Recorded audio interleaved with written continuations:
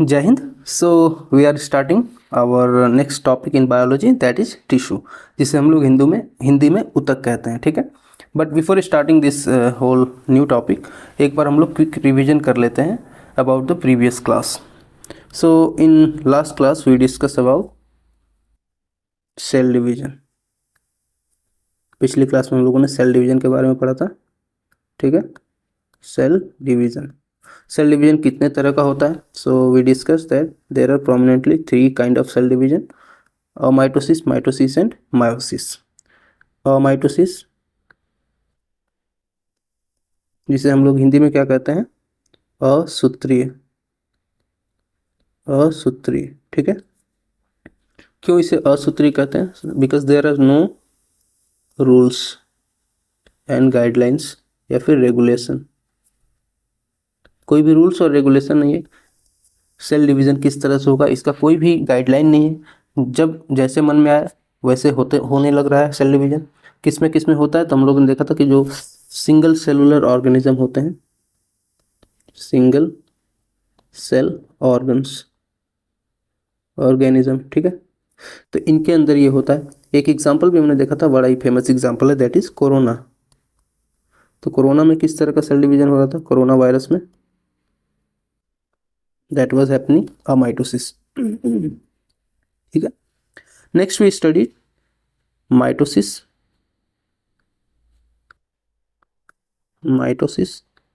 ठीक है, जिसे हम लोग समसूत्री के नाम से भी जानते हैं, समसूत्री। ठीक, और माइटोसिस में हमने देखा था कि जितनी सेल्स डिस्टर्ब हुई हैं, ठीक है, creation of only disturbed cell, ठीक है, डिस्टर्ब्ड सेल, यानी कि जितनी सेल डिस्टर्ब हुई हैं, किस तरह से डिस्टर्ब हो सकती हैं? तो हो सकता है एक्सीडेंट हुआ, ठीक है, या फिर किसी तरह के एक्सीडेंट में जो सेल डिस्टर्ब हो जाती हैं हमारे शरीर की, वो फिर से रीजनरेट होती हैं। तो वो किसकी प्रोसेस होती है? दैट इज माइटोसिस की प्रोसेस। ठीक है, यानी समसूत्रीय सेल डिवीजन कितने तरह का होता है? तो दिस हैपन्स इन फेजेस। ठीक है, कौन कौन से फेज थे इसके? तो वी सॉ टोटल 5 फेजेस थे इसके। First was interphase.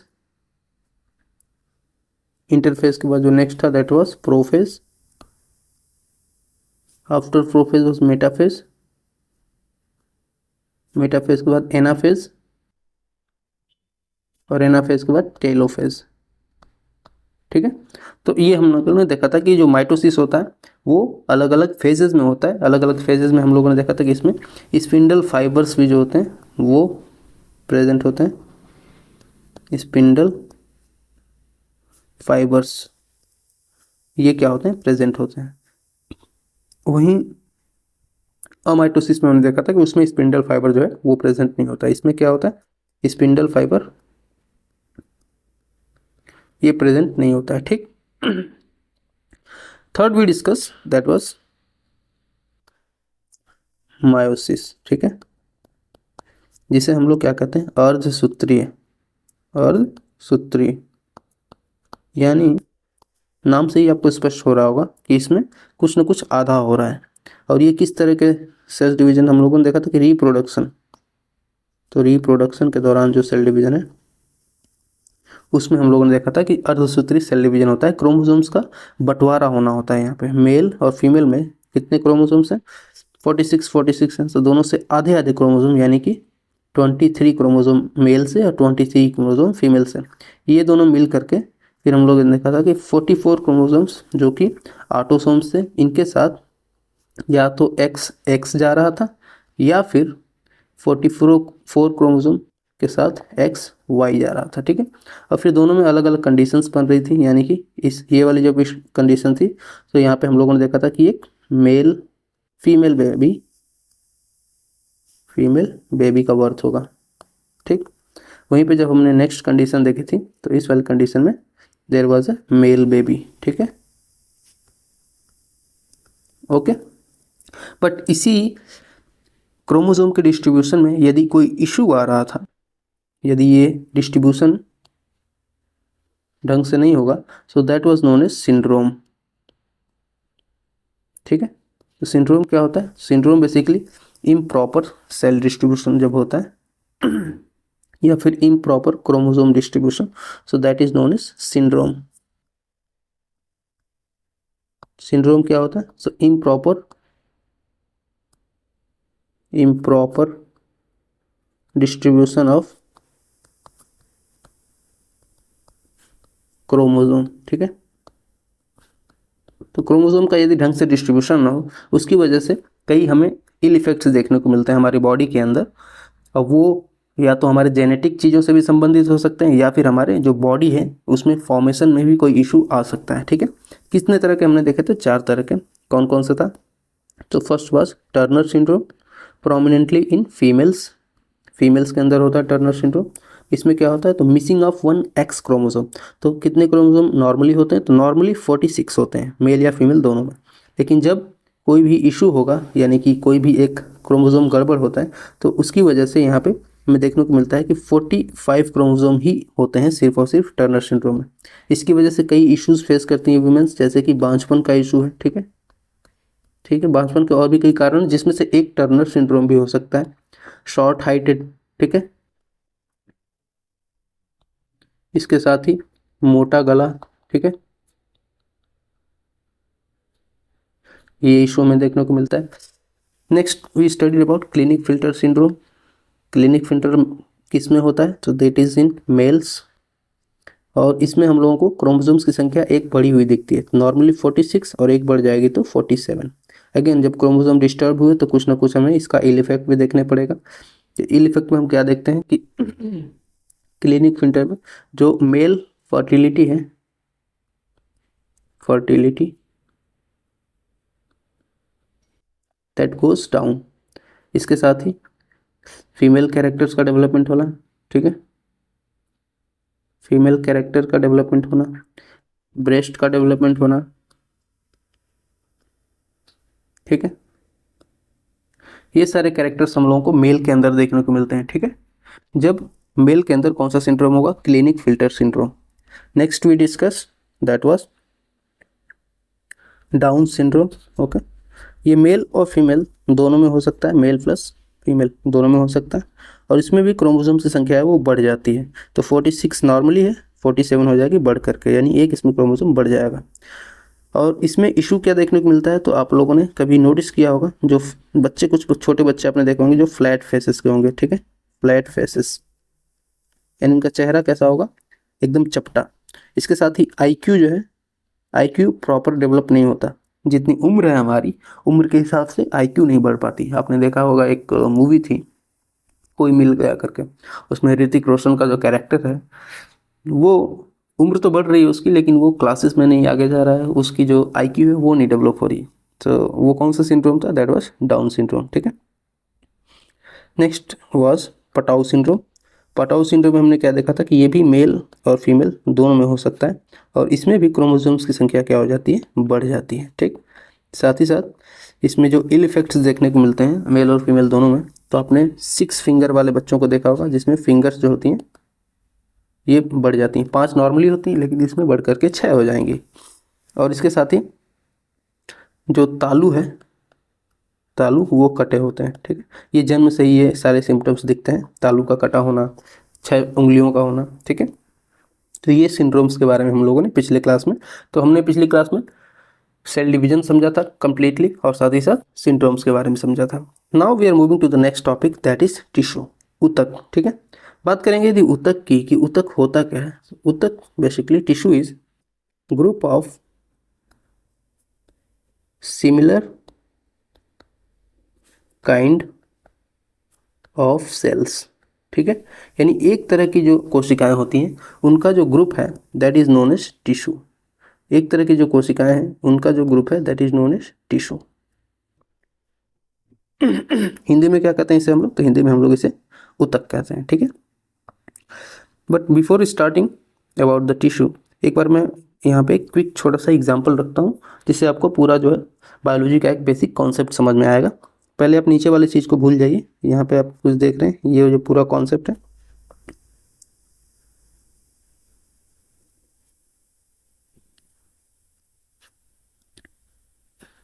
इसको आप भूल जाइए।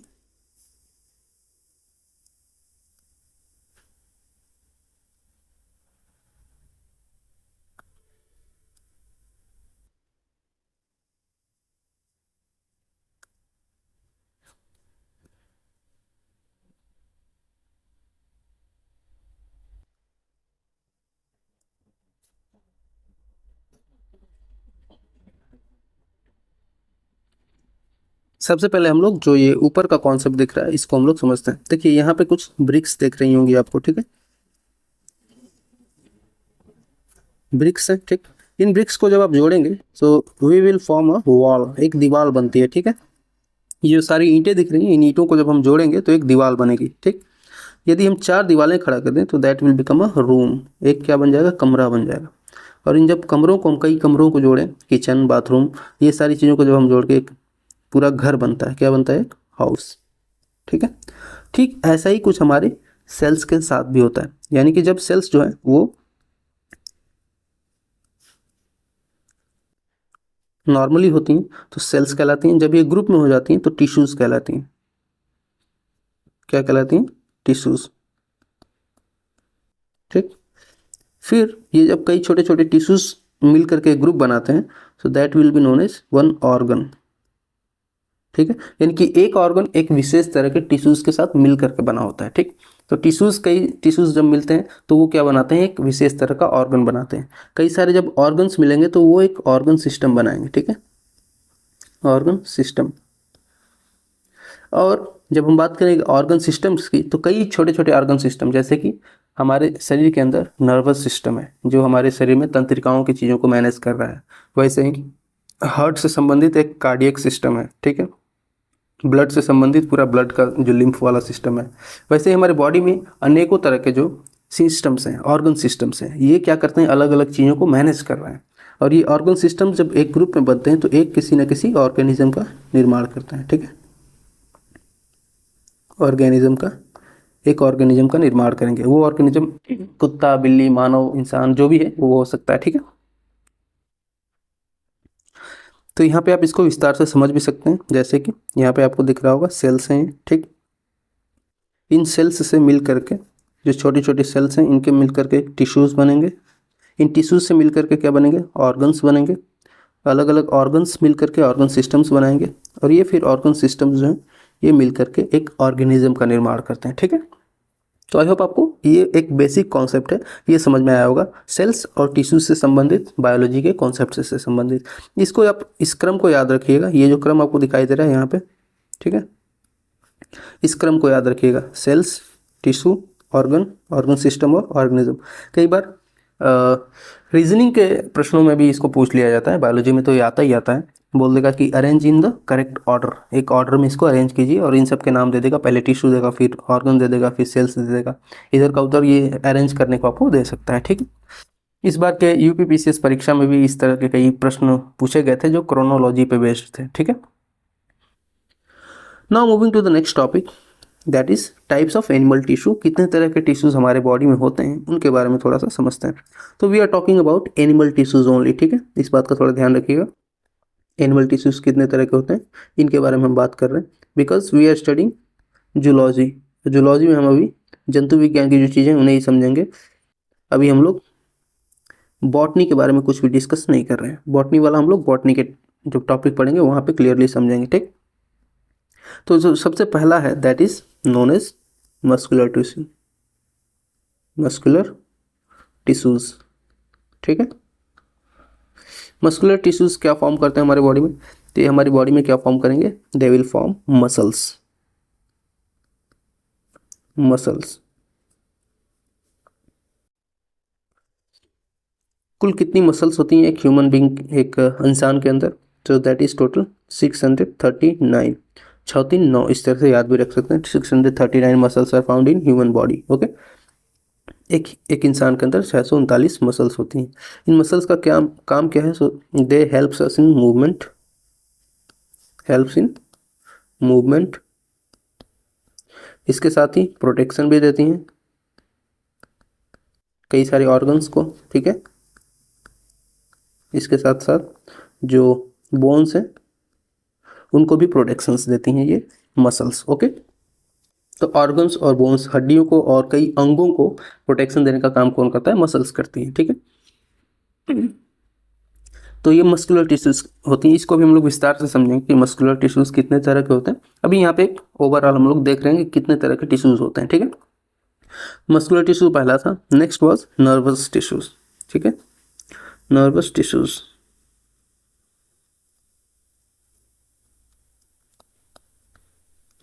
नर्वस टिश्यूज का काम क्या है, तो ये basically they form nervous system, ठीक है। नर्वस सिस्टम के अंतर्गत क्या क्या होता है, तो नर्वस सिस्टम के अंदर बेसिकली हम लोग देखते हैं कि ब्रेन आता है, ठीक है। किसका बना होता है, तो ये न्यूरॉन सेल्स का बना होता है, न्यूरॉन सेल्स का, ठीक है। और क्या होता है नर्वस सिस्टम्स में, तो नर्वस सिस्टम में हम लोग को स्पाइनल कॉर्ड देखने को मिलता है, ठीक है। और क्या होता है, so then we see peripheral nervous system. हमारी पूरी बॉडी में ऊपर से लेके नीचे तक, सर से लेके पैर तक अलग अलग नर्व्स होती हैं जो ट्रांसफॉर्मेशन ऑफ इंफॉर्मेशन, यानी कि इंफॉर्मेशन प्रोसेसिंग करती हैं। क्या करती हैं, इंफॉर्मेशन प्रोसेसिंग। इंफॉर्मेशन प्रोसेसिंग क्या होता है, इसको थोड़ा सा क्विक एग्जांपल से समझिए। जैसे कि अभी आप ये वीडियो लेक्चर देख रहे हैं, ठीक, तो आपकी आंखें कुछ फंक्शन कर रही हैं, देखने का काम कर रही हैं। जो ये वीडियो देख रहे हो आप इस स्क्रीन के ऊपर, तो ये यहाँ पे आपकी आंखें से देख रही हैं, ठीक है। लेकिन आपका कान भी तो फंक्शन कर रहा है। कान क्या कर रहा है, तो यहाँ पे जो ऑडियो आप सुन रहे हो, so that audio is going to your ears. कान से फिर वो ऑडियो कहाँ जा रहा है, हमारे ब्रेन में जा रहा है। और हमारी आंखों से वो विजुअल जो हम देख रहे हैं वो कहाँ जा रहा है, वो हमारे ब्रेन में जा रहा है। ब्रेन में फिर क्या हो रहा है, तो ब्रेन में इन दोनों का ऑडियो और वीडियो इन दोनों का सिंक हो रहा है, दोनों सिंक कर रहे हैं एक दूसरे के साथ साथ, ठीक है। अब जब वहाँ पे सिंक हो रहे हैं तो हम ऑडियो और वीडियो को एक साथ एक उसमें देख पा रहे हैं, और उसकी वजह से हम क्या कर पा रहे हैं, कुछ इन्फॉर्मेशन हमारे अंदर जा रही है ब्रेन के अंदर, और फिर वो एक जगह पे सेव भी हो रही है, ठीक है। ऐसा नहीं कि इन्फॉर्मेशन गई और गायब हो गई, नहीं, वो जा रही है और एक जगह पे स्टोर भी हो रही है, सेव भी हो रही है, ठीक है। और इस तरह से आप समझ सकते हो कि एक प्रोसेस हो रहा है, इन्फॉर्मेशन का प्रोसेस हो रहा है। बाहर इन्फॉर्मेशन है लेकिन वो हमारे ब्रेन के अंदर जा करके सेव हो रही है। वो किसकी मदद से हो रही है, so that is happening with the nerves system, okay. और ये नर्व सिस्टम किस तरह से बना होता है, किन चीज़ों से मिलकर बना होता है, नर्व टिश्यूज से मिलकर के बना होता है नर्व सिस्टम, ठीक है। आगे विस्तार से समझेंगे इसके बारे में।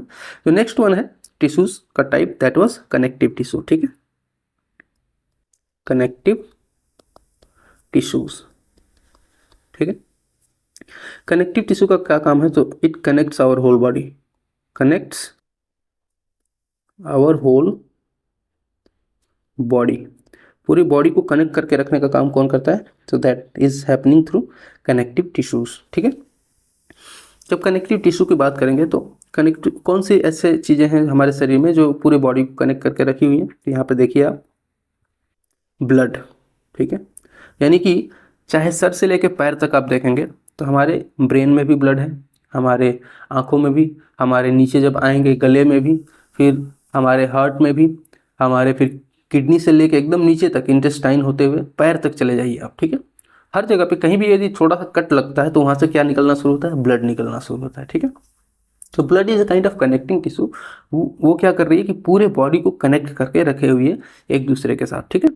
वैसे ही हड्डियाँ होती हैं, ठीक है, बोन्स, बोन भी क्या कर रही है, हड्डी भी क्या कर रही है, तो हड्डी भी हमारे पूरे शरीर को क्या की हुई है, कनेक्टेड रखी हुई है ऊपर से लेकर नीचे तक। यदि हड्डी नहीं रहेगी तो हमारा जो बॉडी है वो एक बोरे की तरह एक कहीं भी पड़ा रहेगा, लेकिन उसमें जो हड्डियां हैं वो क्या करती हैं, एक स्ट्रक्चर का फॉर्म देती हैं। उससे हमारी पूरी बॉडी कनेक्टेड तो है ही, कनेक्शन के साथ साथ स्ट्रक्चर्ड वे में भी फॉर्म है, ठीक है। इसके साथ ही साथ आप स्किन भी देख सकते हो। तो हमारी बॉडी को एक कनेक्शन के रूप में यहाँ पे स्किन का भी एक बहुत इंपॉर्टेंट रोल है, जो कि ऊपर से लेकर नीचे तक पूरी बॉडी को कनेक्टेड रखी हुई है, ठीक है। तो ये है कनेक्टिव टिश्यू, जिनसे ये कनेक्टिव ऑर्गन्स बने। और भी कई कनेक्टिव ऑर्गन्स हैं जिनको भी हम आगे पढ़ने वाले हैं डिटेल में। यहाँ पे सिर्फ और सिर्फ एक क्विक एग्जांपल्स के थ्रू आपको समझा रहे थे। Next was epithelial, epithelial tissues. Epithelial tissues क्या होते हैं, तो epithelial tissues are basically those tissue which are specialized for specialized work. हमारी बॉडी के अंदर कुछ स्पेशल टाइप के ऑर्गन्स होते हैं जो कुछ स्पेशल टाइप के काम को करने के लिए बने होते हैं। फॉर एग्जांपल लंग्स हैं, ठीक है, क्या करते हैं, तो ऑक्सीजन को सेपरेट करते हैं, जो बाहर से हवा हम लेते हैं, हमारी बॉडी को जो ऑक्सीजन की नीड है उसको सेपरेट करेंगे, इम्प्योर चीज़ों को बाहर कर देंगे। वैसे ही किडनी है, ये क्या करती है, तो ये इम्प्योरिटीज़ अलग करती है वाटर से। जो हम खाना खाते हैं तो उसमें जो पानी है उसमें भी कई इम्प्योरिटीज़ होती हैं, उनको सेपरेट करके फिर हमारे शरीर से बाहर निकालने का काम किडनी का काम होता है, ठीक है। वैसे ही हमारे बॉडी में आप इंटेस्टाइन देख लो, इंटेस्टाइन, ठीक है, इसका काम क्या होता है, तो जो भी हमने भोजन किया है उसको डाइजेस्ट करना, ठीक है। हमारे भोजन में कई सारे न्यूट्रिएंट्स होते हैं और कई सारे ऐसी चीज़ें होती हैं जो हमारे बॉडी को ज़रूरत नहीं है, तो उनसे न्यूट्रिएंट्स को निकालना और अवांछनीय चीज़ों को, जो चीज़ों की ज़रूरत नहीं है बॉडी को, उसको फिर बॉडी से बाहर निकालने का काम किसका होता है, तो इंटेस्टाइन का काम होता है, ठीक है। भोजन को डाइजेस्ट करने में हेल्प करता है इंटेस्टाइन। अब आप जब इनकी बात कर रहे हो तो ये कई ऐसे ऑर्गन्स हैं जो बड़ा ही स्पेशलाइज्ड वर्क कर रहे हैं हमारे बॉडी के अंदर। इन स्पेशलाइज्ड वर्क को करने के लिए कुछ स्पेशलाइज्ड टिश्यूज़ भी होते हैं जिसको हम लोग एपिथेलियम टिश्यूज़ के नाम से जानते हैं, ठीक। फर्दर अभी देखेंगे इनका क्लासिफिकेशन। यहाँ पे हम लोग को बस इतना एक ओवरऑल अंडरस्टैंडिंग डेवलप करना था कि कितने तरह के टोटल हम लोग को टिश्यूज़ समझने हैं। तो 4 तरह के टिश्यूज़ हैं, कौन है, muscular tissues, nerves tissues, connective tissues और एपिथेलियल टिश्यू, ठीक है। ये 4 तरह के टिश्यू को हम लोग एक एक करके डिटेल में भी समझते हैं। सबसे पहला जो है वो है मस्कुलर टिश्यूज़, ठीक है। अब हम बात करते हैं थोड़ा मस्कुलर टिश्यूज़ के बारे में कि मस्कुलर टिश्यूज़ क्या है। देखिए, सबसे पहले तो 2 चीज़ें आपको याद रखनी है, एक है मूवमेंट और एक है कॉन्ट्रैक्शन, ठीक है, movement and contraction. For example, यदि मैं आपको कहूँ कि आप अपने पंजे को खोलिए और बंद करिए, हाथ का जो पंजा है, ठीक है, इसे आप ओपन करिए, क्लोज करिए, ओपन करिए, क्लोज करिए, तो ये एक तरह का मूवमेंट हो रहा है जिसमें हम लोग देख रहे हैं कि एक बार कॉन्ट्रैक्शन हो रहा है और एक बार स्क्वीज कर रहे हैं, ठीक है। तो दबा रहे हैं, ओपन कर रहे हैं, दबा रहे हैं, ओपन कर रहे हैं, ठीक है। ये किसकी वजह से हो रहा है, तो ये कॉन्ट्रैक्शन हो रहा है किसकी वजह से, सो that is happening with the muscles. यदि मसल्स नहीं रहेंगी तो ये जब मूवमेंट हम कर रहे हैं, फॉर एग्जांपल सिर्फ और सिर्फ हड्डियां अगर हमारी बॉडी में है तो मूवमेंट ये करना, ये हड्डियां एक जगह से दूसरी जगह से कनेक्टेड भी नहीं रह पाएंगी यदि मसल्स ही ना हो। तो आप देख पा रहे होगे कि इनके ऊपर एक लेयर है मसल्स की, ठीक है, हड्डियां जो है इनके ऊपर एक लेयर है मसल्स की, ठीक है, जो हेल्प कर रही हैं पूरे बॉडी को मूवमेंट कराने में, ठीक है। यदि आप अपने हाथ को भी आगे पीछे, आर्म्स को यदि आप मूव करते हो, यानी कि ये जो आर्म है आपका पूरा जो ये, इसको यदि आप ओपन करो, क्लोज करो, ओपन करो, क्लोज करो, तो आप देखोगे कि बाइसेप्स, ट्राइसेप्स ये सब बन रहा है। जो भी जिम लवर होते हैं वो क्या करते हैं, वो अपने मसल्स पे काम करते हैं, ठीक है। तो मसल्स का जो पूरा कॉन्सेप्ट है वो आपको यहाँ पे समझना हो कि मस्कुलर जो टिश्यूज होते हैं वो ही मसल्स को फॉर्म करते हैं, ठीक है। अब यहाँ पे 3 तरह के मस्कुलर टिश्यू आपको देखने को मिलेगा। एक होगा स्केलेटल मस्कुलर टिश्यूज, ठीक है, then next will be smooth muscular tissue and then third will be cardiac muscular tissues, ठीक है। 3 तरह के हैं, स्केलेटल, स्मूथ और कार्डियक। SSC के नाम से आप याद रख सकते हो, SSC, स्टाफ सर्विस कमीशन की बात नहीं कर रहे हैं, ये है स्केलेटल, स्मूथ और कार्डियक, ठीक है। इन तीनों से इनका नाम आप आसानी से याद रख सकते हो SSC की मदद से। तो स्मूथ, कार्डियक और स्केलेटल इनका क्या है, कैसे ये है, एक बार इनको आप थोड़ा सा यहाँ पे विस्तार से समझिए। सबसे पहले हम लोग कार्डियक मसल्स टिश्यूज़ की बात करते हैं। यहाँ पे ये जो कार्डियक मसल टिश्यू है, देखिए ऐसी मसल्स टिश्यूज़ जो हमारे हार्ट को बनाने में यूज हो रही हैं, हमारे हृदय को बनाने में यूज हो रही हैं, वो कहलाती हैं कार्डियक मसल्स टिश्यूज़, ठीक है। ये एक स्पेशल टाइप की टिश्यूज़ हैं जिनसे हमारा हृदय बना हुआ है। वैसे ही जब हम बात करेंगे स्केलेटल मसल टिश्यूज़ की, तो ऐसे मसल्स टिश्यूज़ जिससे हमारी हड्डियों को ऊपर जो मसल्स चिपके हुए हैं, ठीक है, उन मसल्स को जो बनाने का काम कर रहा है वो है स्केलेटल मसल्स टिश्यूज। इससे आप या अपने हथेली पे देखो, हाथ पे देखो या फिर आर्म्स पे देखो, ये जो हमारा पूरा हड्डी है इसके ऊपर एक मसल्स चिपकी हुई है, वो मसल्स को बनाने का काम किसका है, so that is of skeletal muscles tissues. वैसे ही स्मूथ मसल्स टिश्यूज वो कौन सी है, तो हमारे जैसे अभी हमने बात करी किडनी की, इंटेस्टाइन्स की, तो ये किनसे बनकर बना होता है, that is made up of smooth muscles tissues, ठीक है। तो आई होप आपको ये एक बेसिक अंतर समझ में आया होगा कि किन मसल टिश्यू से क्या क्या बन रहा है। स्मूथ मसल टिश्यू से ऐसे ऑर्गन्स बनेंगे जो काफ़ी स्मूथ है, ठीक है। आप यदि इंटेस्टाइन देखे होंगे, बकरे वगैरह का जो कटता है आपने देखा होगा, लंबा लंबा इंटेस्टाइन होता है, स्मूथ होते हैं काफ़ी ये सब। वहीं पे जब हम बात करते हैं स्केलेटल मसल टिश्यू के, तो उनसे क्या है, ये हड्डियों के ऊपर जो मसल्स चिपकी हुई हैं वो फॉर्म कर रही हैं। कार्डियक के बारे में हमने देखा कि हार्ट के अंदर जो भी मसल्स बनेंगी या जिन मसल्स से हार्ट बना हुआ है, हृदय बना हुआ है, वो है कार्डियक मसल्स टिश्यू। तो ये बेसिक आपने इतना समझा। एक और इम्पॉर्टेंट चीज़ में याद रखनी है, वॉलेंट्री मसल्स की और इनवॉलेंट्री मसल्स की। देखिए वॉलेंट्री चीज़ें क्या होती हैं, जो आप खुद कर सकते हो, वॉलेंटियर करना यानी कि अपनी इच्छा से करना, ऐच्छिक जिसे बोलते हैं, ठीक है। अब ऐच्छिक की यदि बात हो रही है यानी अपने इच्छा पे जो डिपेंडेंट है, तो देखिए जो स्केलेटल मसल्स हैं वो हम अपनी इच्छा से उन्हें मजबूत कर सकते हैं। जैसे कि जिम का जो मैंने एग्जांपल दिया, तो जिम में क्या करते हैं, जिम में हम जाते हैं अपने मसल्स को बिल्ड करते हैं, लेकिन कौन सी मसल्स को बिल्ड करते हैं? क्या हम कार्डियक मसल्स को बिल्ड कर रहे हैं? नहीं, कार्डियक मसल्स को हम बिल्ड नहीं कर रहे हैं। क्या हम अपने स्मूथ मसल्स को बिल्ड कर रहे हैं? नहीं नहीं, स्मूथ मसल्स को भी नहीं बिल्ड कर रहे हैं, वो तो बॉडी के अंदर है सब।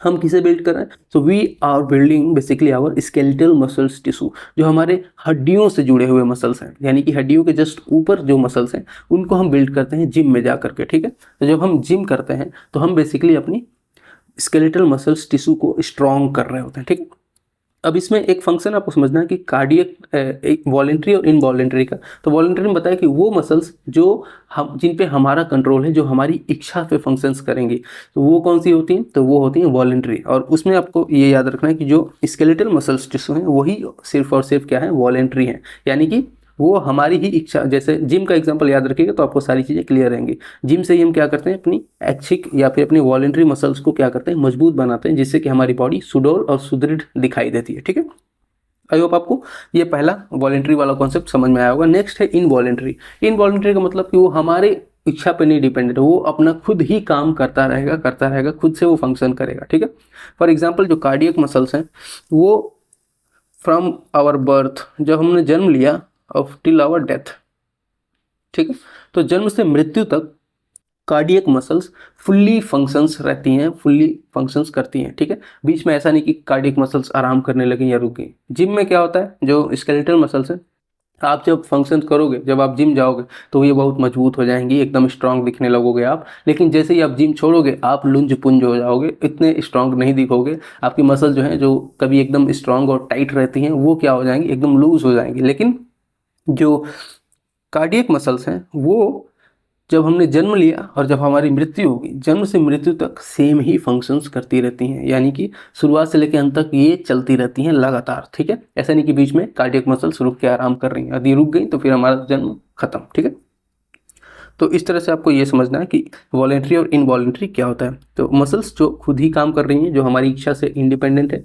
वो होती हैं इनवॉलेंट्री मसल्स, जो कि हमने कार्डियक मसल टिश्यू में समझा।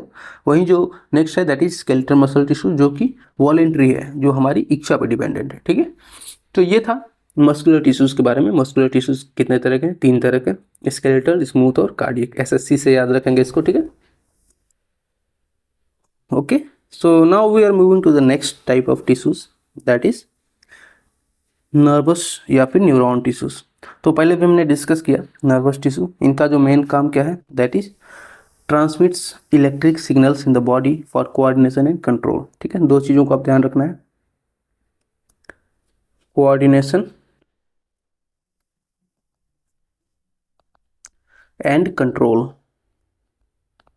किससे होगा? सो it is happening through the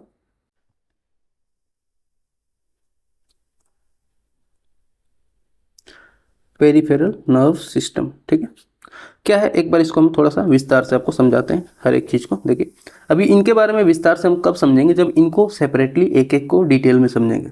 यहाँ पे सिर्फ और सिर्फ ये टिश्यूज किस तरह से फंक्शंस कर रहे हैं, इसको हम लोग समझने वाले हैं। ठीक है, तो देखिए, सबसे जो मेन फंक्शन, मेन जो यहाँ पे रोल प्ले कर रहा है, वो है ब्रेन। ब्रेन का क्या काम है? तो ब्रेन बेसिकली, ये ब्रेन जो है ये इंफॉर्मेशन को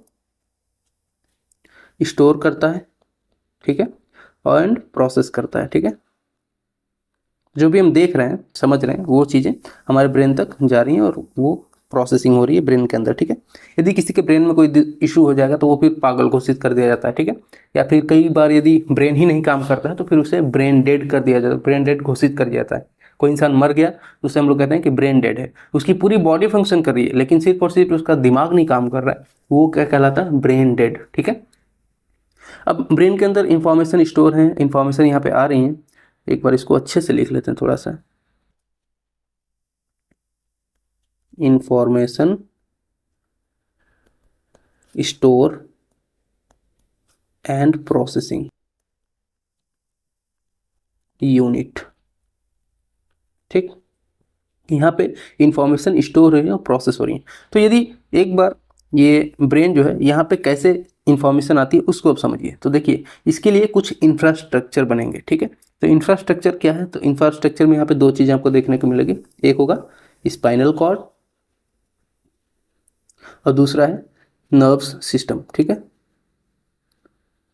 एक है नर्व सिस्टम और एक है स्पाइनल कॉर्ड। देखिए नर्व सिस्टम्स क्या है, ये एकदम जैसे एक होता है ग्रामीण सड़क योजना। ग्रामीण सड़क योजना क्या होती है, एकदम गांव गांव तक क्या करती है, कनेक्ट कर देती है, पूरे गांव गांव तक लोगों को कनेक्ट कर देती है। किससे? शहरों से। यानी गांव से एक छोटी सी सड़क निकल रही है, वो जा करके जो स्टेट हाईवेज हैं उनसे कनेक्ट हो रही है, ठीक है। तो गांव से पहले निकली, गांव से निकल कर कहाँ जाएगी, वो जाएगी अपने ब्लॉक में, ब्लॉक से निकल कर अपने डिस्ट्रिक्ट्स में, डिस्ट्रिक्ट से निकल करके फिर वो अपने स्टेट में, जो भी स्टेट हाईवे हैं उनसे, फिर स्टेट हाईवे क्या करेगा, उनको कनेक्ट कर देगा नेशनल हाईवे के साथ। तो देख रहे हैं आप कैसे गांव से स्टेट हाईवे कनेक्ट हो रही है, नेशनल हाईवे कनेक्ट हो रही है। वैसे ही हमारे बॉडी में एकदम जो अंतिम सिरा है, एकदम अंतिम मतलब कि एकदम नाखून जो है, ठीक है। अब नाखून में भी यदि चोट लगेगी तो हमारे ब्रेन में आएगी इन्फॉर्मेशन कि भाई चोट लगी है कहीं, ठीक है। ये कहाँ से जा रहा है, तो अब यहाँ देखिए ये एकदम इंडिंग पॉइंट है, ठीक है, इंडिंग पॉइंट है अपने हाथों का। वैसे ही ये एकदम पूरा एक्सटर्नल इंडिंग पॉइंट है। तो ये पूरा यदि बाहर का आप देखें तो this is our ending point, ठीक है। अब यहाँ पे भी यदि कुछ हो रहा है ना, तो वो इन्फॉर्मेशन कहाँ पे जा रही है, so that is going to our brain. अब ये किसके थ्रू जा रही है, so it is going with the help of nerve system. ये नर्व्स क्या है, तंत्रिकाएं हैं छोटे छोटे, ये क्या करती हैं, ये कनेक्ट करती हैं किसको, ब्रेन को। तो इन्फॉर्मेशन कहाँ से कलेक्ट हो रही है, तो इन्फॉर्मेशन कलेक्शन सेंटर, यानी कि इंफॉर्मेशन जो कलेक्ट हो रही है वो कलेक्ट हो रही है कहाँ पे, नर्व्स सिस्टम के थ्रू, एकदम हमारे जो बॉडी में जो एकदम आउटर्स हैं वहाँ से इंफॉर्मेशंस को कलेक्ट कर रही है। और कलेक्ट करके कहाँ लेके जा रही है, तो लेकर जा रही है ब्रेन के पास। लेकिन किसके थ्रू लेके जा रही है, तो लेकर के किसके थ्रू जाएगी, तो it is going through spinal cord. यानी कि स्पाइनल कॉर्ड जो है वो क्या करता है, एक जंक्शन का काम करता है। यानी कि आप देखोगे यहाँ पे बीच में, ये जो बीच में आप स्ट्रक्चर देख रहे हो, यहाँ जो भी मैं इसको ड्रॉ कर रहा हूँ, ठीक है, यही क्या है, अपना स्पाइनल कॉर्ड है, ठीक। अब यहाँ स्पाइनल कॉर्ड क्या कर रहा है, बेसिकली जितनी भी नर्व्स आ रही है ना उनको रास्ता देता है। तो सारी नर्व्स जा करके कहाँ पे जुड़ रही हैं, ये जुड़ रही हैं स्पाइनल कॉर्ड्स के पास। यानी कि एक तरह की वायरिंग है, आप समझ लो। ये वायरिंग पूरी बॉडी में चारों तरफ से कनेक्ट हो रही है, कहाँ पे, स्पाइनल कॉर्ड पे। और फिर यहाँ से होकर के ये किससे कनेक्ट हो रही है, यहाँ पे ऊपर जो है, यहाँ पे ये जा करके ब्रेन से कनेक्ट हो जाती है। तो ये ब्रेन का ये जो नीचे वाला पोर्शन दिख रहा है, यहाँ पे स्पाइनल कॉर्ड आकर के यहाँ पे एंटर करता है, और यहाँ पे फिर सारी की सारी जो नसें हैं वो कनेक्टेड होती हैं अपनी अपनी जो गर्दन है वहाँ से, ठीक है। तो गर्दन से सारी नसें कहाँ जा रही हैं, ब्रेन में जा रही हैं, ठीक है। और फिर वहाँ से सारी इंफॉर्मेशन हमारे ब्रेन के पास जा रही है। तो इतना आई होप आपको क्लियर हुआ होगा कि नर्व सिस्टम या पेरिफेरल नर्व सिस्टम जो है वहाँ से इंफॉर्मेशन आ रही हैं, वो स्पाइनल कॉर्ड पे एक जंक्शन है, वहाँ से ये सारी होते हुए कहाँ पे जा रही हैं, हमारे ब्रेन में जा रही हैं। ब्रेन फिर इनको क्या कर रहा है, अपना प्रोसेसिंग कर रहा है, इंफॉर्मेशन को स्टोर कर रहा है, जो काम की इंफॉर्मेशन है, ठीक है। ये क्या था, this was nerve system, okay, या फिर नर्व टिश्यूज, ठीक है। तो नर्व टिश्यूज के बारे में आपको आई होप इतनी सारी चीज़ें क्लियर हो चुकी होंगी। आगे बढ़ते हैं और अगले टिश्यू के बारे में समझते हैं। So next is connective tissue. Connective tissue को भी हमने पहले देखा था कि कनेक्टिव टिश्यू क्या होता है, बेसिकली जो हमारे पूरी बॉडी को कनेक्ट करके रखे। कई तरह का होता है, फॉर एग्जांपल यहाँ पे आप देख सकते हैं, ये है लूज कनेक्टिव टिश्यू, जो हमारे बॉडी में ऊपर आपको देखने को मिल रहा है। यहाँ पे आपको देखने को मिलेगा टेंडम्स, यहाँ पे आपको देखने को मिलेगा कार्टिलेज, यहीं पे यहाँ पे आपको हड्डियाँ दिख रही हैं यानी बोन्स, और यहाँ पे ब्लड दिख रहा है, ठीक है। फिर यहाँ पे आपको स्किन दिख रहा है, ठीक। अब आपको क्या समझना है कि ये जो सारी चीज़ें हैं ये क्या कर रही हैं, पूरी बॉडी को आपस में कनेक्ट कर रही हैं, ठीक है। इससे आपको सिर्फ और सिर्फ ये समझना है कनेक्टिव टिश्यू का मेन काम क्या है, पूरा बॉडी को कनेक्टेड रखना आपस में, ठीक है। अब हमने अलग अलग चीज़ों को देख लिया कि ये अलग अलग चीज़ें अपनी बॉडी को अलग अलग तरह से क्या करती हैं, कनेक्टेड रखती हैं। पहले भी हमने देखा था एग्जाम्पल के रूप में, यहाँ पे देखिए स्किन है, स्किन पूरी बॉडी को ऊपर से लेकर नीचे तक कवर की हुई है, ठीक है। तो स्किन जो है, स्किन की वजह से हमारा पूरा बॉडी है ऊपर से लेकर नीचे तक कवर है, ठीक। वैसे जो हड्डियां हैं ये ऊपर से लेकर नीचे तक पूरी बॉडी को कनेक्टेड रखी हुई हैं। बोन्स हैं, इसके साथ ही साथ जो कार्टिलेज हैं, मस्कुलर टिश्यूज हैं, ये सारी की सारी चीज़ें क्या कर रही हैं, अपने बॉडी को अच्छे से कनेक्ट करके रखी हुई हैं, ठीक है। तो this was about connective tissues, ठीक। Now moving to the next one, that is epithelial tissues. Epithelial tissues के बारे में पहले भी बात करी कि ये स्पेशलाइज्ड टिश्यू होते हैं जो कि हमारी बॉडी में कुछ स्पेशलाइज्ड कामों को करने के लिए बनाए गए होते हैं, ठीक है। यहाँ पे भी इसके कई फंक्शंस हैं, जैसा कि हमने पहले भी बोला था कि लंग्स के अंदर जो टिश्यूज़ होंगे, ठीक है, that will B basically helpful in जो प्रोसेसिंग होती है हमारे बॉडी के अंदर, जो बाहर से इन्वायरमेंट से हम लोग क्या ले रहे हैं, ऑक्सीजन ले रहे हैं, लेकिन वो एक एयर के रूप में फॉर्म में आता है, ठीक है। तो एयर आएगा यहाँ पे सेपरेट होगा, ऑक्सीजन इसमें से अलग होगा, CO2 अलग होगा, जिस चीज़ की ज़रूरत है, यानी कि ब्लड्स में ऑक्सीजन की ज़रूरत है, तो वो क्या फिर होगा, ब्लड में ऑक्सीजनेटेड ब्लड बनेगा। तो ये सब चीज़ें स्पेशलाइज्ड टास्क हैं, ठीक है। तो वो किसके द्वारा होंगी, स्पेशलाइज्ड सेल के द्वारा होंगी। वो कौन सी सेल होती है, so that is basically epithelial tissues, ठीक है। एपिथेलियल टिश्यूज की यदि बात करेंगे आप, तो ये कई तरह की होती हैं। एक है स्क्वैमस, दूसरी है क्यूबॉइडल, तीसरी है कॉलमर, चौथी है सिलिएटेड, ठीक है। तो ये 3 से 4 तरह की हैं। जो सिलिएटेड है उससे क्या होता है, जो हमारी सांस नली है वो बनी होती है। कॉलमर से क्या बना होता है, तो हमारा जो इंटेस्टाइन है ये बना होता है। वैसे ही जो क्यूबॉइडल है इससे हमारी किडनी बनी होती है, ठीक है। और जो स्क्वैमस है उससे क्या बना होता है, तो उससे बेसिकली हमारी जो एल्वियोलीज है, हमारे लंग्स के अंदर जो एल्वियोलीज होते हैं वो बने होते हैं, ठीक है। तो आई होप आपको ये सारी चीज़ें समझ में आई होंगी। तो स्क्वैमस है, सिलिएटेड है, क्यूबॉइडल है और कॉलमर है, ठीक। तो इन सबको इतना बस ध्यान रखिए कि ये कितने तरह की होती हैं। इससे ज़्यादा आपको कई और अन्य चीज़ों को जानने की जरूरत नहीं है इसमें, बस इतना ही है एपिथेलियल टिश्यूज़ के अंदर, ठीक है। Now we are moving to the next system, that is skeleton system. तो टिश्यू के बारे में सिर्फ और सिर्फ इतना ही था। इसमें आपको इससे ज़्यादा, इससे बाहर प्रश्न पूछे नहीं जाते, तो उससे ज़्यादा और पढ़ा करके आपको कोई ज़्यादा आवश्यकता भी नहीं, because you are preparing for the general examinations, ठीक है। जनरल एग्जाम्स में इतना ही जनरल साइंस जो है वो पूछा जाता है, इससे बाहर आपको जानने की जरूरत नहीं है। Now we are moving to the next system, that is skeleton system.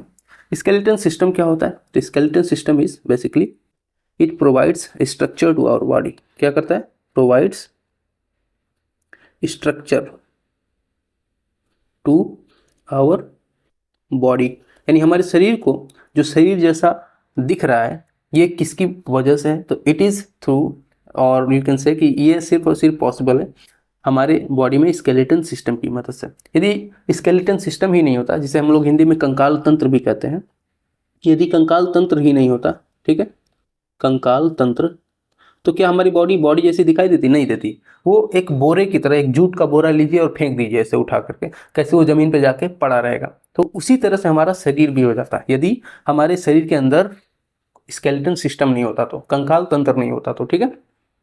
अब यहाँ पे यदि हम बात करें तो इसके कई सारे फंक्शंस हैं। फॉर एग्जाम्पल, पहला जो हमने देखा कि इट प्रोवाइड्स फ्रेमवर्क, हमारी बॉडी को एक स्ट्रक्चर देता है, एक ढांचा देता है, ठीक है। हिंदी में क्या कहते हैं, ढांचा, ठीक। वैसे ही ये क्या करता है कि हमारी बॉडी को प्रोटेक्शन भी देता है और मूवमेंट में भी हेल्प करता है, ठीक है। फॉर एग्जाम्पल, यदि किसी की हड्डी टूट जाती है पैर की, तो कितना मूव कर पाता है, वो एक जगह बैठा रहेगा, आगे नहीं जाएगा, पीछे नहीं जाएगा, ठीक है। तो ये मूवमेंट में हेल्प कर रहा है क्योंकि हमारे पास जो हड्डियां हैं वो क्या है, सुरक्षित है, ठीक है। तो ये कई सारे इंपॉर्टेंट फंक्शंस हैं। इसके साथ ही साथ ये हमारे बॉडी में ब्लड का फॉर्मेशन भी करता है, ठीक है। ये सभी चीज़ों को हम लोग डिटेल में भी समझेंगे कैसे ये चीज़ें हो रही हैं। यहाँ पे सिर्फ और सिर्फ जो इसके फंक्शंस है वो मैं समझा रहा था, ठीक है। यदि हम बात करेंगे स्केलेटन सिस्टम की, तो ये 2 तरह के आपको देखने को मिलेगा। स्केलेटन सिस्टम की यदि हम बात करें तो ये 2 तरह का है, स्केलेटल सिस्टम। एक होगा एक्सो स्केलेटन और एक होगा इंडो स्केलेटन। इसको एक्सो स्केलेटल और एक होगा इंडो स्केलेटन, इंडो स्केलेटन। अब ये क्या है, एक्सो और इंडो क्या है, तो देखिए इसको एक्सो स्केलेटन वो है, यानी कि इसको हम लोग हिंदी में यदि हम बात करेंगे तो हिंदी में इसको हम लोग बोलते हैं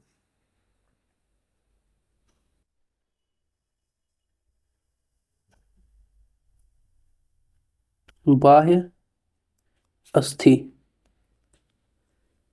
और इंडो है इसको बोलते हैं अंत अस्थि।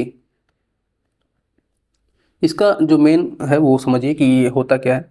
तो देखिए एक्सोस्केलेटन वो है जिसमें जो भी ऑर्गेनिज्म है उनका यदि उनके शरीर से बाहर हड्डी निकली हुई है, ठीक है, यानी हड्डी जो है वो शरीर के बाहर ही एग्जिस्ट करती है, तो those creatures are known as exoskeleton creature, ठीक है। वहीं पे जब हम बात करते हैं इंडोस्केलेटन क्रिएचर्स की, तो इंडोस्केलेटन क्रिएचर्स वो होते हैं, वो जीवधारी जिनके अंदर होती है उनकी जो हड्डियां होती हैं, ठीक है। तो हड्डियां यदि शरीर के बाहर हैं तो वो एक्सोस्केलेटन, हड्डियां यदि शरीर के अंदर हैं तो वो इंडोस्केलेटन। बेसिक आपको समझ में आया कॉन्सेप्ट कैसा है कि यदि शरीर के अंदर हड्डियां हैं तो वो हो गया इंडोस्केलेटन, यदि शरीर के बाहर हड्डियां हैं तो वो हो गया एक्सोस्केलेटन जीवधारी, ठीक है। अब कौन कौन से होते हैं एक बार उनको आप समझिए, देखिए यहाँ पे देखिए, ये आपको जो देखने को मिल रहा है that is basically exoskeleton. Exoskeleton मतलब कि इनके जो बाहर हैं, इनके शरीर की हड्डियां जो है इनके बाहर हैं, ठीक है, इनके अंदर नहीं है। आपने ऐसा एक्सपीरियंस भी किया होगा, यदि आप एक बीटल को, यानी कि एक जो भंवरा होता है, उसे यदि आप ऊपर से टच करेंगे ना, वो काफ़ी सॉलिड होता है, एकदम पत्थर की जगह कड़ा दिखेगा आपको, ठीक है। वैसे ही यदि आप छोटे छोटे जो टिड्डा होता है, कीड़े होते हैं, उनको यदि आप टच करेंगे तो ऊपर से काफ़ी कठोर होते हैं। बिच्छू होता है, इन सबको यदि आप ऊपर से टच करेंगे तो काफ़ी कड़े होते हैं वो, ठीक है। बिच्छू को टच मत कीजिएगा, नहीं तो वो आपको कड़ा कर देगा।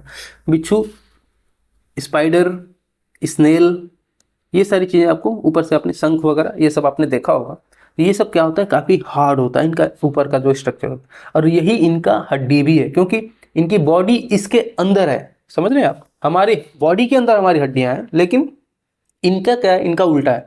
इनके शरीर जो है वो हड्डियों के अंदर है। ये हमारे केस में क्या है कि हमारी बॉडी के अंदर हमारी हड्डियां हैं, इनके केस में क्या है कि इनकी हड्डियों के अंदर इनकी बॉडी है। फॉर एग्जाम्पल आप यहाँ पे देखिए, ये होता है सीप, ये जो लास्ट वाला दिख रहा है आपको, this one is known as सीप, हिंदी में हम लोग इसको बोलते हैं सीप, ठीक है। अब इस सीप के अंदर जो है इसका मेन जो बॉडी मटेरियल है, जो इसका शरीर है, वो इसके अंदर रहता है। ये इसके बाहर जो है ये इसकी हड्डी है, ठीक है। और ये हड्डी जो आपको यहाँ पे दिख रही है, ये इसके अंदर इसकी बॉडी का पूरा स्ट्रक्चर है, ठीक। वैसे ही आपने स्नेल देखा होगा, जिसे हम लोग घोंघा बोलते हैं हिंदी में। तो घोंघा काफ़ी स्लो चलता है, ये आपको बरसात के दिनों में अक्सर दिखाई देगा बाहर टहलते हुए, ठीक है।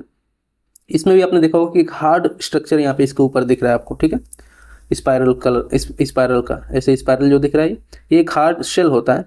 इसको यदि आप देखेंगे तो इसके अंदर जो है, ये इसका जो बॉडी फंक्शन है, ये बॉडी इसके अंदर, यदि कोई भी इसको ऊपर से टच करेगा ना, जैसे इसको खतरा महसूस होगा, ये पूरा अपने इस बॉडी को लेकर के इसके अंदर चला जाएगा, ठीक है। और सिर्फ आपको ये ऊपर नॉर्मल सा ये जो शेल दिखाई देगा, ये सेल जो है कैल्शियम कार्बोनेट का बना होता है, और इसके अंदर ये अंदर अपने आप को छुपा लेगा, ठीक है। कई बार जब बरसात के दिन ख़त्म हो जाते हैं और जब गर्मी के दिनों में आप किसी ऐसे स्थान पे जाएंगे जहाँ पे स्नेल वगैरह निकलते हैं, तो आपको ये सूखा आपको दिख जाएगा, यानी कि इसके अंदर की बॉडी जो है वो डेड हो चुकी है, मर चुकी है, ख़त्म हो चुकी है, सड़ गल चुकी है, बट ये ऊपर का स्ट्रक्चर दिख जाता है बचा हुआ। इसको यदि आप अपने उंगलियों में फंसा करके इसमें जोर से फूंक मारें, तो जैसे हम लोग विसिल ब्लो करते हैं, एक पेन की कैप के अंदर सीटी मारते हैं, जब उसमें फूंकते हैं तो एक साउंड जनरेट होता है, वैसे ही इस स्नेल को भी जब आप फूंकते हैं तो काफ़ी एक हाई फ्रीक्वेंसी वाली साउंड जनरेट होती है, ठीक है। ये स्नेल के बारे में था। वैसे ही बाकी अन्य जो है, जैसे स्पाइडर है, कॉकरोच है, इन सब के ऊपर जो है किस तरह का एक वो होता है, तो इनके ऊपर इनकी हड्डियां होती हैं, इसलिए इनको हम लोग क्या कहते हैं, तो एक्सोस्केलेटन ऑर्गेनिज्म कहते हैं, ठीक है। आई होप आपको ये चीज़ें समझ में आई होंगी। एक और इम्पॉर्टेंट चीज़ उसमें आपको इसमें ध्यान रखना है कि जो ऊपर की ये जो हड्डियां हैं, इसमें जो इंसेक्ट्स होते हैं, इंसेक्ट्स में ये काइटिन की बनी होती है। किसकी बनी होती है? काइटिन की, ठीक। वहीं जब घेंघा, स्नेल, इन सब की जब बात करते हैं तो यहाँ पे ये कैल्शियम कार्बोनेट की बनी होती है, ठीक है। तो इन दो चीज़ों को आपको ध्यान रखना है।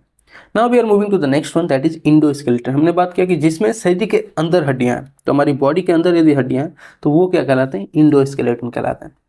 अब यहाँ पे देखिए, ये एक इंसान है, ठीक है। इसके शरीर के अंदर इसकी हड्डियां दिखाई देंगी, शरीर के बाहर नहीं दिखाई देंगी, ठीक है। तो शरीर के अंदर हमारी पूरी की पूरी हड्डियां हैं, ठीक है। वैसे ही यहाँ पे एक आपको वल्चर दिखाई दे रहा है, पूरी हड्डियां इसके शरीर के अंदर है। यहाँ पे एक मछली दिखाई दे रही है आपको, इसकी भी हड्डियां कहाँ हैं? कांटे के रूप में इसके शरीर के अंदर होती हैं। मेढक दिखाई दे रहा है, इसकी भी हड्डियां इसके शरीर के अंदर है। वैसे ही यहाँ पे एक आपको मगरमच्छ दिखाई दे रहा है, इसकी भी हड्डियां क्या है? तो इसके शरीर के अंदर है, ठीक है। तो ये किस में आएंगे फिर? So they will come in endoskeleton. किसमें? इंडोस्केलेटन। तो इंडोस्केलेटन और एक्सोस्केलेटन में आपको अंतर समझ में आ गया होगा। आई होप अब तक आपको सारी चीज़ें क्लियर हो गई होंगी। अब एक छोटा सा क्वेश्चन है, आप इसको देखिए और बताइए, क्या ये इंडोस्केलेटन है या फिर एक्सोस्केलेटन है? गेस कीजिए और बताइए कि क्या ये इंडोस्केलेटन है या फिर एक्सोस्केलेटन है। तो देखिए ये दोनों है। क्या है ये? बोथ।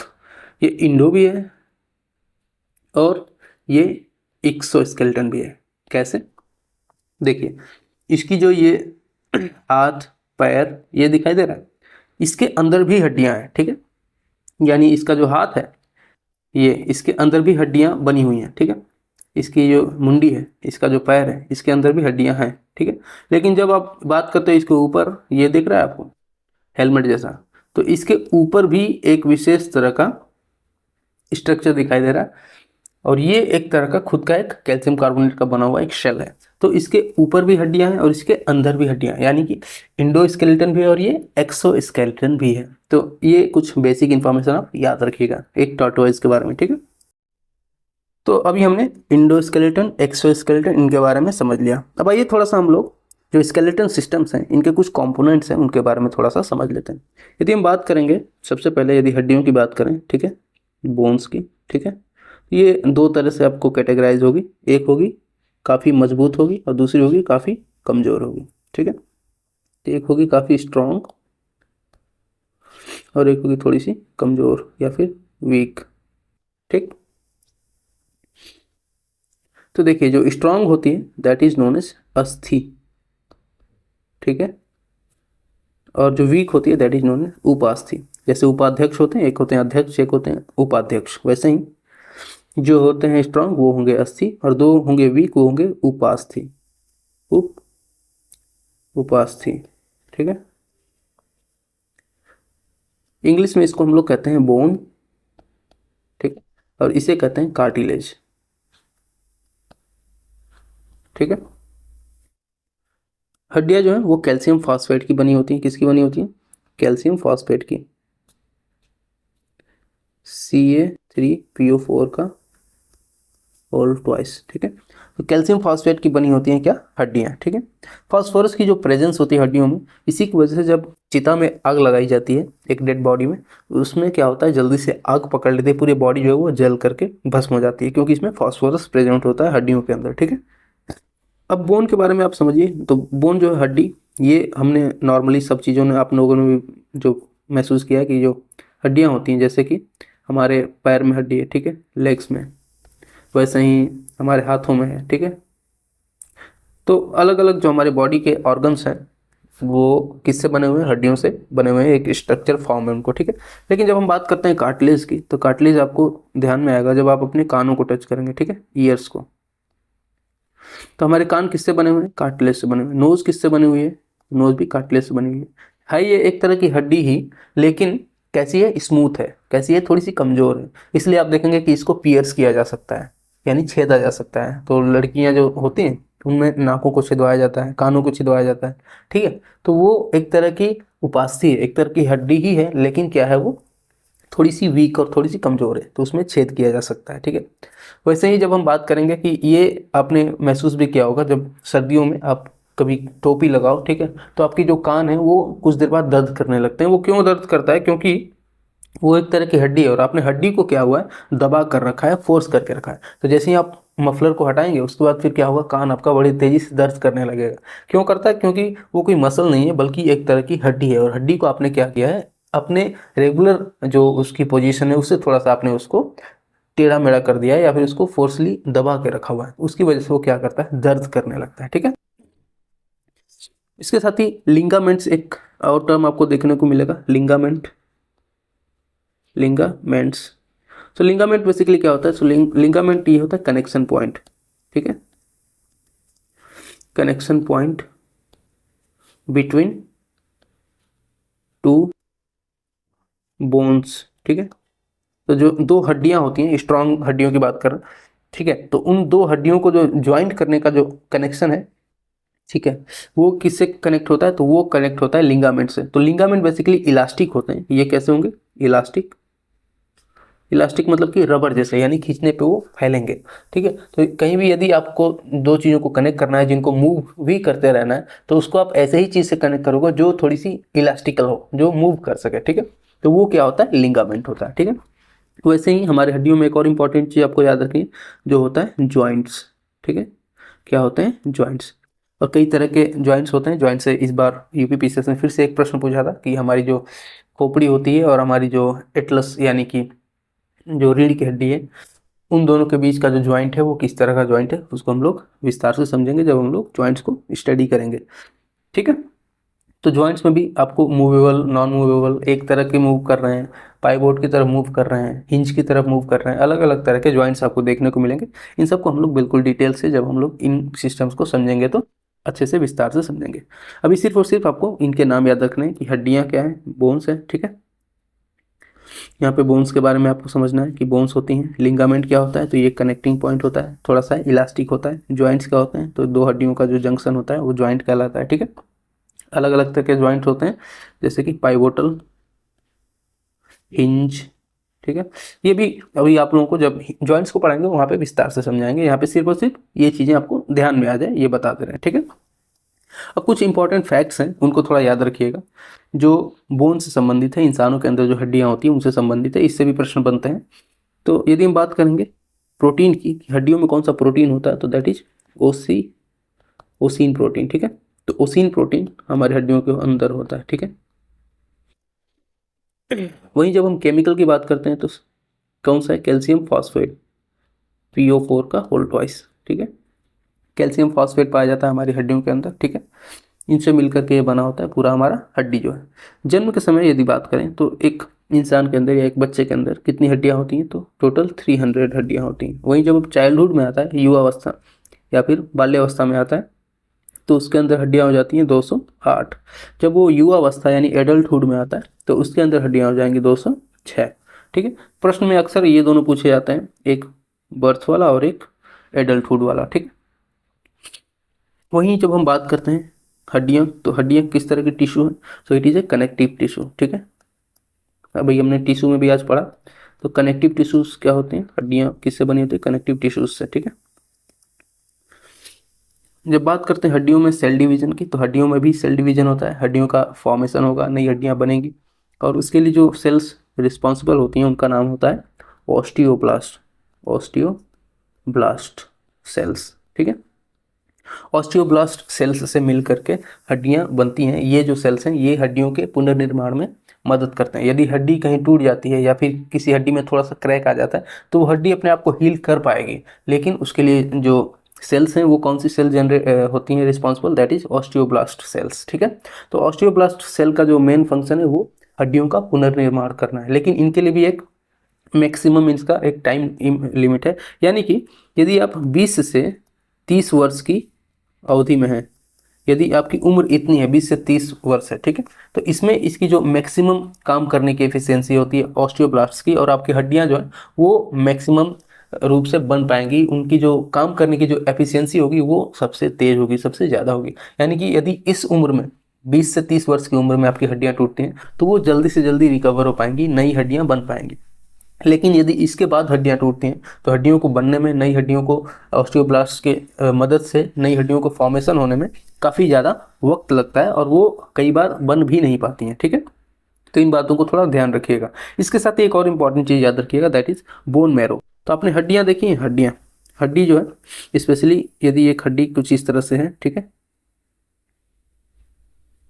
तो इसके अंदर एक जालीदार स्ट्रक्चर पाया जाएगा। ठीक है, एक नेट लाइक स्ट्रक्चर होगी, उसको हम लोग कहते हैं बोन मैरो। और बोन मैरो के अंदर होता है फॉर्मेशन ऑफ ब्लड। ठीक है, तो बोन मैरो क्या बनाती है, तो बोन मैरो से बनता है ब्लड। यानी कि हमारे शरीर में जो ब्लड बन रहा है, जो खून बन रहा है, वो कहाँ बन रहा है, हमारे हड्डियों के अंदर बन रहा है, और यहाँ से फिर ये ट्रांसमिट होता है हमारी बॉडी के अंदर। मतलब हमारी बॉडी में ब्लड का फॉर्मेशन कौन कर रहा है, तो ये बोन मैरो कर रहा है, जो कि होता है हड्डियों के अंदर। ठीक है, वहीं जब हड्डियों की न्यूट्रिशन की बात आएगी तो हड्डियों को जो न्यूट्रिशन मिलता है वो मिलता है लिम्फ सिस्टम से। किससे मिलता है, लिम्फ सिस्टम से। ठीक है, लिम्फ सिस्टम, तो लिम्फ सिस्टम क्या है, ये बेसिकली एक तरह की जो एनर्जी है, वो न्यूट्रिशन है, वो प्रोवाइड करता है किसको, तो ये प्रोवाइड करता है हड्डियों को। ठीक है, इससे क्या होता है कि हड्डियों की जो ग्रोथ होती है वो काफ़ी नेचुरल तरीके से होती है, एक नॉर्मल तरीके से होती है। यदि हड्डियों में लिम्फ सिस्टम खराब हो जाए या हमारी बॉडी में कहीं भी लिम्फ सिस्टम गड़बड़ हो जाए तो उससे क्या होगा कि हमारी हड्डियों का जो डेवलपमेंट है वो इम्प्रॉपर होने लगेगा, और इसी से एक प्रॉब्लम उत्पन्न होती है जो मेडिकल डिजीज के नाम से भी काफ़ी पॉपुलर है, that is known as polio. ठीक है, तो पोलियो का इशू किससे होता है? तो ये यदि हमारी बॉडी में लिम्फ सिस्टम कहीं पे इन्फेक्ट होगा या खराब होगा तो उससे हमारी हड्डियों को जितने न्यूट्रिशंस चाहिए बनने के लिए उतना न्यूट्रिशंस डेवलप नहीं हो पाता है, और उससे फिर क्या होता है कि हमारी हड्डियां जो है वो प्रॉपरली डेवलप नहीं हो पाती। और ऐसे में ये पोलियो वाला जो, इसके लिए हम लोगों ने, इंडिया ने, अभी तो इंडिया पोलियो मुक्त हो चुका है, काफ़ी ज़्यादा इसके लिए एफर्ट्स लगे, 2 बूंद जिंदगी की बड़ा ही पॉपुलर नारा था। सभी बच्चों को ये बचपन में ही टीका दे दिया जाता है, जिसकी वजह से जो हमारे बॉडी के अंदर जो लिम्फ सिस्टम है वो डैमेज ना हो, जिसकी वजह से हमारी जो हड्डियां हैं वो प्रॉपर तरीके से ग्रोथ कर पाएँ, फंक्शंस कर पाएँ। ठीक है, तो ये कुछ बेसिक फैक्ट्स थे अबाउट ह्यूमन बोन्स। ठीक है, तो ये था कुछ fact about the tissue and about the bone skeleton system. Okay, एक बार हम लोग क्विक रिवीजन कर लेते हैं आज की क्लास में जो भी हमने स्टडी करी। तो सबसे पहले इन स्टार्टिंग हमने स्टार्ट करा टिश्यूज से। ऊतक क्या होता है? तो a group of similar kind of cells is known as tissue.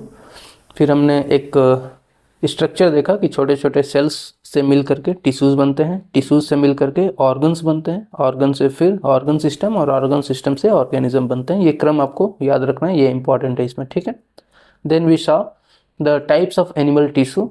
एक था muscular tissue, nerves tissue, connecting tissue और एपिथेलियल टिश्यू।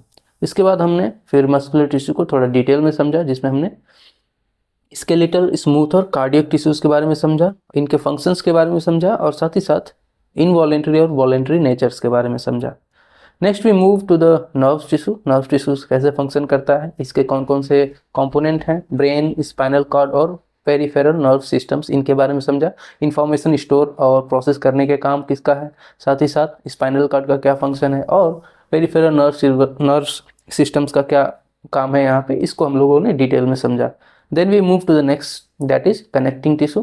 कनेक्टिंग टिश्यू में हमने देखा कि जो बोन है, स्किन है और ब्लड है, ये तीन जो है, बोन, स्किन और ब्लड, ये तीनों क्या है, कनेक्टिंग टिश्यू है। ठीक है, तो इसको याद रखिएगा, ये तीनों कनेक्टिव टिश्यू है। Next we move to the next, that was epithelial tissue. Fourth जो था एपिथेलियल टिश्यू।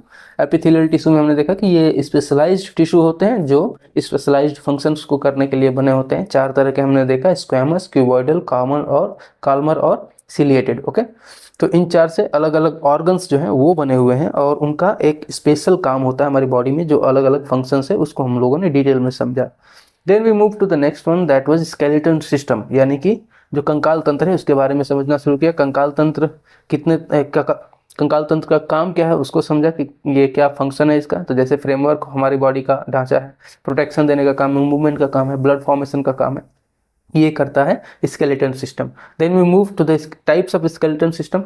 तो हमने देखा कि 2 तरह का है, एक है एक्सोस्केलेटन, एक है इंडोस्केलेटन। एक्सोस्केलेटन में हमने देखा कि वे ऑर्गेनिज्म जिनके जो हड्डियां हैं, जिनके कंकाल शरीर के बाहर होते हैं, यानी कि कंकाल के अंदर उनका बॉडी है, तो उस तरह की जो होते हैं स्ट्रक्चर, उसको हम लोग बोलते हैं एक्सोस्केलेटन ऑर्गेनिज्म।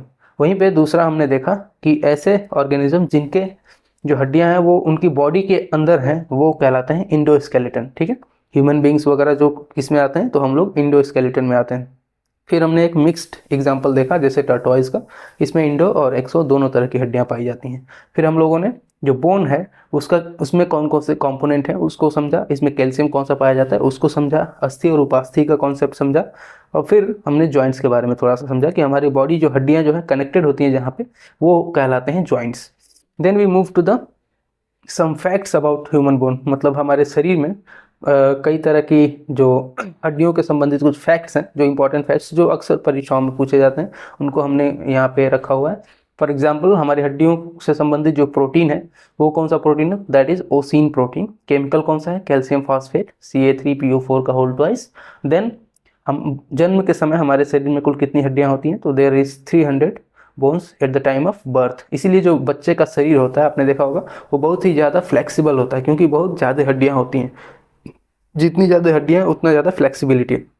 हड्डियाँ जैसे जैसे कम होंगी, हड्डियाँ कम क्यों होंगी, क्योंकि जो बॉडी है वो स्ट्रेच कर रही है, बॉडी स्ट्रेच करेगी तो हड्डियों की संख्या और साइज, वो दोनों चीज़ें सेपरेट होना होगा, अलग होने शुरू हो जाएंगे, ठीक है। तो अलग होते होते जब चाइल्डहुड आता है तो उस समय तक 208 हड्डियां होती हैं, और एडल्टहुड आते आते 206 हड्डियां ही हमारे शरीर में बसती हैं। हड्डियां कौन से टिश्यूज से बनी होती हैं या किस तरह के टिश्यूज हैं ये, तो ये आएगी कैटेगरी में कनेक्टिव टिश्यूज में, ठीक है।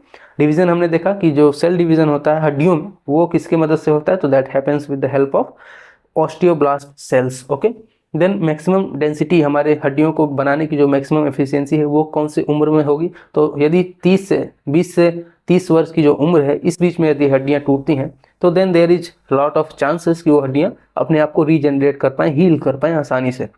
बोन मैरो के बारे में समझा कि जो ब्लड के जो बोन्स के अंदर एक जालीदार संरचना होती है उससे ही उसे हम बोन मैरो कहते हैं, और उससे ही क्या होता है, ब्लड का फॉर्मेशन होता है, आरबीसीज जो होती हैं वो बनती हैं। फिर न्यूट्रिशन के बारे में हमने समझा कि जो ब्लड को न्यूट्रिशन, जो बोन्स को न्यूट्रिशन चाहिए ग्रोथ के लिए, that comes from lymph system, जो डिस्टर्ब होने की वजह से जो पोलियो जैसी बीमारियां हैं, पोलियो जैसा वायरस जो है वो हमारी बॉडी के अंदर एंटर कर पाता है। जब लिम्फ सिस्टम मजबूत होगा तो लिम्फ सिस्टम की वजह से जो पोलियो वायरस है उसका अटैक हमारी बॉडी पे नहीं असर होता है, और हमारी जो हड्डियां हैं उनको अच्छा न्यूट्रिशन मिलता है, जिसकी मदद से जो हड्डियों का जो ग्रोथ है, डेवलपमेंट है, वो काफ़ी अच्छा हो पाता है, ठीक है।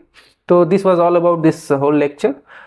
मिलेंगे अगले क्लास में, तब तक के लिए जय हिंद।